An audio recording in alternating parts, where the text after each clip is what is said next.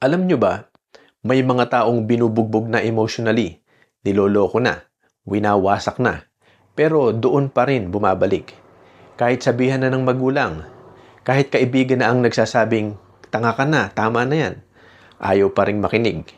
Hindi ito simpleng katangahan lang, addiction ito. Sa science, ang tawag dito ay emotional addiction, trauma bonding.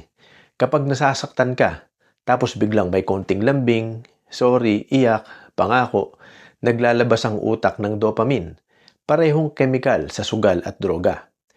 Ayon sa neuroscience, mas nakaka-addict ang paminsan-minsan na reward kaysa sa consistent na pagmamahal.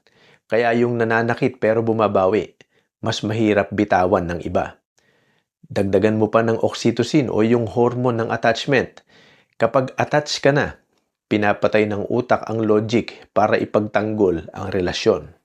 Kaya, kahit obvious na mali, ipinagtatanggol pa rin.